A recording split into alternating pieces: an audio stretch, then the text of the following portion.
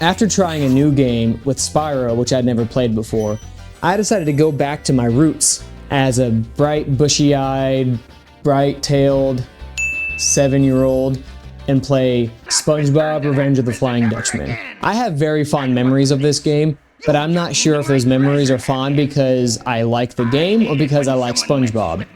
And as a kid, I loved SpongeBob. Even to this day, there are some nights that I watch SpongeBob to go to sleep because it's just like comforting. Revenge of the Flying Dutchman is a 3D platformer collect-a-thon thing, so the game really sounds like it'd be right up my alley. The entire game plays out like an episode of SpongeBob, where Gary finds a treasure chest, SpongeBob opens that treasure chest, and all of the treasure flies everywhere in Bikini Bottom, and then the Flying Dutchman comes in looking for that treasure, and as he looks for the treasure, SpongeBob is also collecting the treasure. The Flying Dutchman throughout the game slowly starts taking your companions like Gary, Squidward, Mr. Krabs, and as he takes your companions, you advance in the world and the game, and then eventually you have to rescue them from the Flying Dutchman on his pirate ship.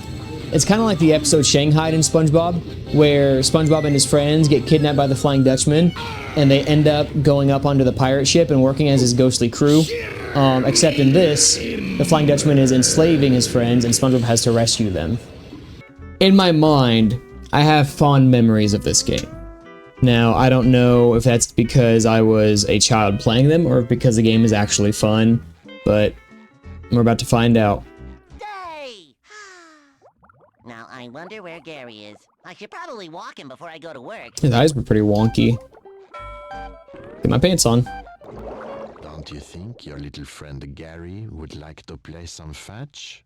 This isn't the narrator. I love that they got the real voice actors for this. It's like I'm watching an episode of SpongeBob. Hold on there, Mr. Dutchman, sir. Technically speaking, it was not me who found you. Gary's the one who dug you up. It's a very, very simple platforming game. Probably a game because it's meant for kids. It's not really a highbrow game. It's not really a thinking game. You gotta collect jellyfish. You gotta collect doubloons. You gotta collect sand dollars. You gotta collect SpongeBob tokens. The tokens that you get rewarded, kind of like a star in Mario. You gotta spell out SpongeBob's name. And then at the end, in each world, like in Bikini Bottom, when you spell out SpongeBob, you have to try and find a treasure chest. And each treasure chest has some kind of joke, gag treasure, because it's a Flying Dutchman, so it's pretty nasty, like fake teeth or a dirty sock. You start out in Bikini Bottom, and you get to see like SpongeBob's neighborhood, where there's Patrick, Squidward, and SpongeBob's house. And then you get to walk over to the Krusty Krab, and you get to see the Chum Bucket. And there is kind of like the tutorial world. And then as you advance, you get to go to downtown Bikini Bottom. And there, you get to see like a construction site. You get to go to the high-rise apartments, stuff that we don't really ever see in the show. And then you get to go to Jellyfish Fields. That's pretty cool because there's lots and lots of references from the show inside Jellyfish Fields. Sandy's Tree Dome, that's pretty cool. You get to go to Chum World, which is another scheme that Plankton cooks up on trying to manipulate SpongeBob and his friends.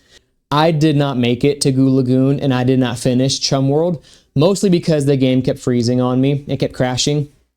And after about 3 hours of playing this and about 4 crashes, it just didn't seem like it was worth it anymore. I got the gist of the game. Oh, he's brushing his teeth. Holy shit, there's a lot of coins.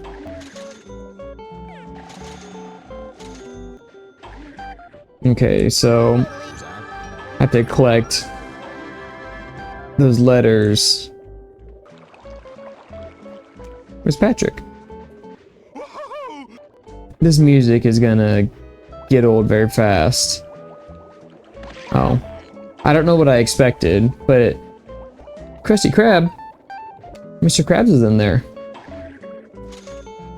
Standing at the concession. Plotting his oppression. Yeah, it's a reference. Squidward smells good. This isn't.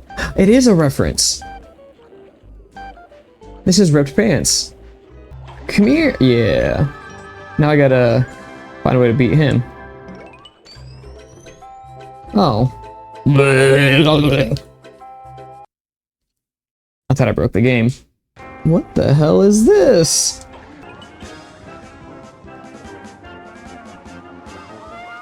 He's emoting. What? This game is weird. What the hell? I don't know what this means. Use the rod and turn in place to find a treasure. What the hell am I doing wrong? Is it supposed to vibrate and I don't have a vibrate? Yeah, so it's that way. What? Am I just stupid?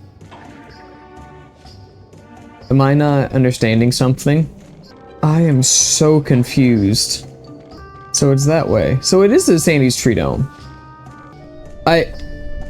No shot that has been there this entire time. Not a chance. I refuse to believe that it has been there this entire fucking time.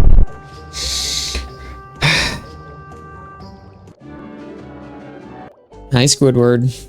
Oh, spooky. Yeah. Don't tell me I have to Let's race. see who can get to the Krusty Krab first. Yeah, sure. Whatever. What happens if he beats me? Just two best friends walking to work. How many Krabby Patties do you think we're going to sell today, Squidward? Do you think Mr. Krabs is going to let me work overtime for free? See, Mr. Krabs, I told you SpongeBob would show up at... Buildings just go on and on and on. Oh, I remember that line. SpongeBob over... Wow, we're DoorDash before DoorDash. Who might try to take it from How you. innovative. I will say this. To its credit, the game very much feels like it's just an episode of SpongeBob. I unironically sat here at my desk, cracking up and laughing out loud at some of the things that were going on. It felt like I was just watching an episode of SpongeBob that was brand new. Every voice actor from the show was there. Like, they even get Clancy Brown to be Mr. Krabs. Is apartment 9. I wrote down the other 2 addresses for you. And I thought, like I say in the video, that he was historically never doing voice acting as Mr. Krabs, because in Battle for Bikini Bottom, his voice is awful. No money means no more Krusty Krab. No more Krusty Krab means no more fry cooking for you. The one voice that they didn't get, and it just does not work, is the narrator. The narrator is supposed to be like a whimsical, funny, like French dude, and in this game, the narrator is not that. Don't you think your little friend Gary would like to play some fetch? It is not scary when it sits still. The narrator in the game sounds creepy. My biggest complaint in this is that the music is awful. The music is just so bad. There's never a full song. To me, it seems like the music just repeats every 13 or 14 seconds. It's just on a constant loop. So when you have, like, let's say, the jellyfishing gear on, the music sounds okay for the first 15 seconds, but then the more you play, the more you realize it's just the same notes. It's the same little loop of music over and over and over. And anytime it gets interrupted, it restarts right there back at the beginning. Pausing restarts it.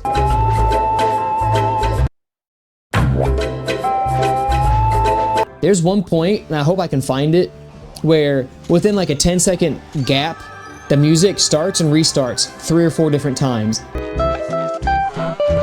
Just in time for the hear the music reset again.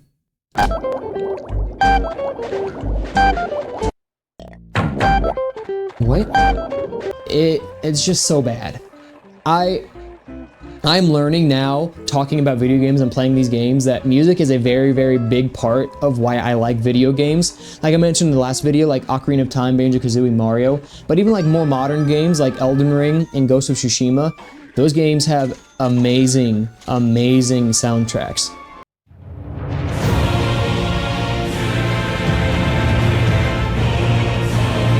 Music is such an integral part of video games to me that if a game just has bad music, it totally takes me out of it. It takes out a lot of the joy. Like even the very, very basic SpongeBob soundtrack.